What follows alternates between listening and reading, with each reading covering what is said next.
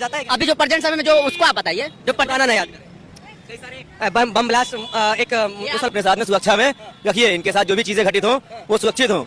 अगर माननीय supreme court के डिसीजन के बाद भी इस तरह की घटना हो रही है तो सुरक्षा व्यवस्था पे क्या था, क्या हुआ, इस चीज को आप किनारे कर दीजिए। लेकिन सुरक्षा व्यवस्था पे कितना बड़ा सुरक्षा पे सवाल है, कहीं ना कहीं कमजोर है, एकदम कमजोर नहीं, एकदम लाचार। ये बताइए, कुछ लोग कह रहे हैं कि माफियाओं का अंत होना तो हो गया, इस पैटर्न पे होगा अंत? आप ये बताइए, इस पैटर्न पे अंत होगा?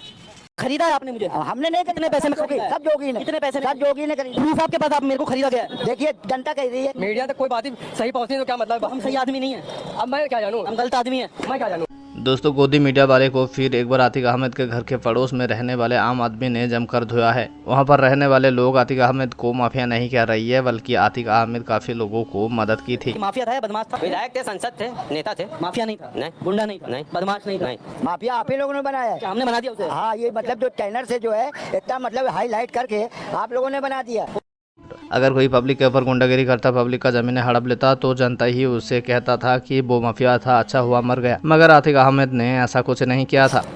हम कुछ इसके बारे में अतीक को नहीं जानते? नहीं, मैं नहीं जानता। अतीक को नहीं जानते? नहीं, मैं नहीं जानता। असद को नहीं जानते? नहीं, मैं नहीं जानता। प्रयागराज को नहीं जानते? मैं 2010 वाला प्रयागराज याद नहीं है? मैं इलाहाबाद जानता हूँ, मैं इलाहाबाद में रहता हूँ। इलाहाबाद जानते हैं? प्रयागराज नहीं है? नहीं, प्रयागराज है क्यों नहीं? तो आप इलाहाबाद कैसे कह रहे हैं? अरे इलाहाबाद प्रयागराज अलग है क्या? और बिल्कुल अलग है, नाम बदल गया है। कैसे हैं भाई साहब? बिल्कुल खराब है, सही नहीं ना।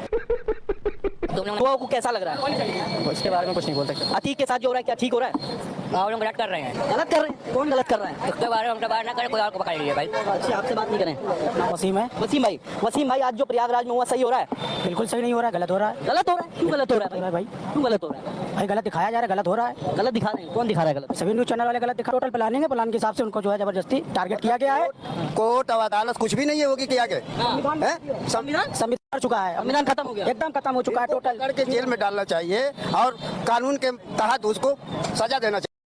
ये गोदी मीडिया हमेशा से मस्जिद के पास आकर जानबूझकर मुस्लिम से सवाल कर रही हैं कि आतिक अहमद के साथ जो हुआ वो सही हुआ या गलत। क्या लगता है अतीक के साथ जो हुआ सही हुआ गलत? तो बिल्कुल आप वही तो पूछ रहे हैं भाई साहब कि आपको क्या लगता है? डर का माहौल है? नहीं, डर का बिल्कुल माहौल नहीं है। ओवैसी साहब कह रहे हैं कि मजहब के नाम पर एनकाउंटर नमाज पढ़ के आ रहे हैं। हाँ बिल्कुल। तो कह रहे हैं कि मजहब के नाम पर एनकाउंटर कर रही है सरकार। आप जब इनकाउंटर किया आपने जो आवाज सुनी, क्या आवाज सुनी आपने? क्या आवाज क्या सुनी? क्या आवाज आई? आपने क्या सुना? आपको क्या लगता है प्रदेश की जनता? आतिक अहमद और अशरफ को मरने के वक्त जय श्री राम का नारे लगाया जा रहा था। यहाँ पर न्यूज वाले को देखो, यहाँ पर बोल रहे हैं कि मरने वाले का उम्र 18 साल है, मगर 20 साल पहले इनके अम्मा बाबा मर गए थे। दो भाई और हैं, कहते हैं। अब सवाल ये है कि 20 साल पहले इसके अम्मा बाबा मर गए थे, लेकिन ये पैदा कैसे हुए? देखिए नाम पढ़े आपने? नाम क्या लिखा था? नाम पढ़े था आप? क्या लगता है वो मजहब से टारगेट करेंगे? नहीं, नाम क्या लिखा था? अच्छा ये बताइए, अगर कोई मुस्लिम ऐसी हत्या कर देता है तो उसको मजहब से देखा जाता है? अभी जो प्रेजेंट समय में जो उसको आप बताइए जो पटाना नहीं आता। कई सारे बम ब्लास्ट एक मुसलमान। चलिए सर हटाइए। अच्छा, आप ऐसे बात नहीं करेंगे अगर आपसे पूछा जाएगा। आप क्या नाम हो गया आपका? प्रभात मिश्रा जी, क्या कहेंगे बताइए उसके? जो भी घटना हुई बहुत निंदनीय घटना के साथ, एकदम निंदनीय घटना है। निंदनीय घटना ये है कि आप एक चीज सोचिए कि माननीय सुप्रीम कोर्ट, देश का सुप्रीम कोर्ट कहता है कि आप इनकी सुरक्षा की जिम्मेदारी इनको अपने साथ में सुरक्षा में रखिए। इनके साथ जो भी चीजें घटित हो वो सुरक्षित हो। अगर माननीय सुप्रीम कोर्ट के डिसीजन के बाद भी इस तरह की घटना हो रही है तो सुरक्षा व्यवस्था पे क्या था, क्या हुआ, इस चीज को आप किनारे कर दीजिए। लेकिन सुरक्षा व्यवस्था पे कितना बड़ा सुरक्षा पे सवाल है। 12 से 14 पुलिसकर्मी, 17 पुलिसकर्मियों को सस्पेंड किया गया, मतलब वहाँ पर कम से कम 30 से 35 पुलिसकर्मी मौजूद रहा होगा। उस 35 पुलिसकर्मियों के बीच में अगर तीन युवा, सवाल प्रशासन पे उठता है कि प्रशासन कहीं ना कहीं कमजोर है, एकदम कमजोर नहीं, एकदम लाचार। ये बताइए, कुछ लोग कह रहे हैं कि माफियाओं का अंत होना तो हो गया, इस पैटर्न पे होगा अंत? आप ये बताइए, इस पैटर्न पे अंत होगा? और कौन माफिया नहीं है? अगर माफिया अतीक अहमद है तो माफिया क्या विजय सिंह नहीं है? माफिया क्या राजा मिश्रा जी को दुख है इस बात का? आपको पूरा क्या नाम बताया? प्रभात मिश्रा को दुख है कि अतीक का एनकाउंटर। देखिए, मुझे दुख इस चीज का नहीं है कि अतीक अहमद का एनकाउंटर हो गया, मुझे दुख इस चीज का है कि ये जो कानून व्यवस्था है ताकि उसका हो गया। एक हिंदू भाई को सारी बात समझ में आ गई, मगर गोदी मीडिया को ये बात समझ नहीं आ रही है। इस हिंदू भाई ने बिल्कुल सही कह रही है, हम सबका भी यही कहना है। उत्तर प्रदेश में कानून व्यवस्था पूरी तरह से खत्म हो चुकी है। हमारा कानून जो है ना वो नपुंसक बन गया है। हर जगह देखिए, जहाँ देखिए कानून की धज्जियां बजाई जाती है भाई, उसके अलावा कुछ नहीं है भाई। कानून की धज्जियां बजाई जा रही है। बात जो भाई कह रहे हैं बिल्कुल सही कह रहे हैं। आप कह रहे हैं ना एक गुंडे का कोई वो नहीं है, हर बाहुबली, हर दूसरा आदमी बाहुबली मिलेगा। क्या नाम? मोहम्मद फरखान भाई। फरखान भाई, क्या लगता है भाई बाहुबली का कत्ल नहीं किया उन्होंने? मार दे, कितने मार दे, एक नहीं मार पाएंगे, वो इतने मारते जा रहे हैं। उन्होंने कहा कि हमने जितने बाहुबली हैं हम सबको मिट्टी में मिला देंगे।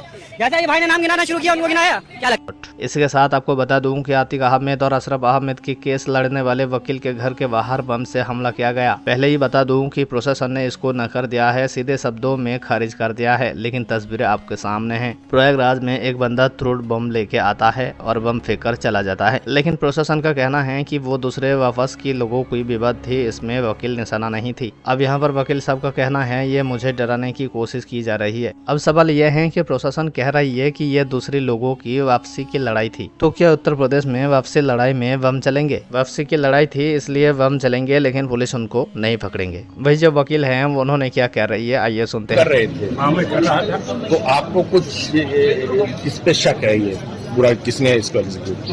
मैं गलत किसी के बारे में नहीं, मगर मुझे ऐसी आशंका है कि पुरजोर पैरवी न कर सकूं, इसके लिए आतंकित करने के लिए, डराने के लिए ये ड्रामा कह रहा हूँ। ये सर आपके सीसीटीवी मेरी 2 बहुएं थी, मेरी एक बेटी थी सर। इसके साथ साथ बड़ी खबर यह है कि सत्यपाल मलिक ने कहा है मेरे को 300 करोड़ की रिश्वत की पेशकश की थी। मेरे इस बात का खुलासा करने के बाद सीबीआई से मुझे पूछताछ की तो मैंने बताई कि प्रधानमंत्री की नजदीक आदमी यानी अंबानी, राम माधव, हसीब रघु इन सब शामिल है। पता नहीं इनसे सीबीआई ने पूछताछ की है या नहीं है। बहुत सारे लोग कह रहे हैं कि मलिक साहब के यहाँ सीबीआई और ईडी वाले आनी चाहिए, कम से कम वही आ जाते पूछताछ के नाम पे। पर आपसे एक बार पूछताछ हुई है, सीबीआई ने जो भ्रष्टाचार के आरोप लगाए हैं उसमें एक बार पूछताछ। हाँ, और उस पूछताछ में मैंने जो जवाब दिया उसके बाद मुझे नहीं लगता कि दोबारा होगी। आपको नहीं लगता? क्योंकि आपने कुछ ऐसा कह दिया। मैंने बताया कि वो सारे लोग जो इन मामलों में इन्वॉल्व थे वो सब प्रधानमंत्री के नजदीक थे। सारे लोग थे प्रधानमंत्री के नजदीक थे। उसमें अंबानी था, उसमें राम माधव थे, उसमें हसीब राबू था, जिसके लिए जब भी मैं इनसे मिलता था तो ये पूछते थे हसीब से मिले कि नहीं मिले।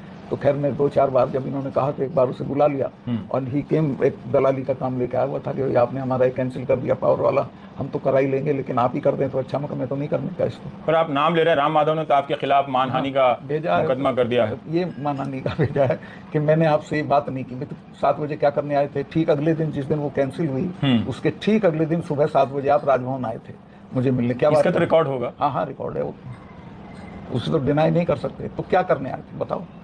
तो दोस्तों इस तमाम मुद्दे के ऊपर आपका क्या राय है कमेंट करके ज़रूर बताना, और ऐसे ही वीडियो को देखने के लिए चैनल को सब्सक्राइब जरूर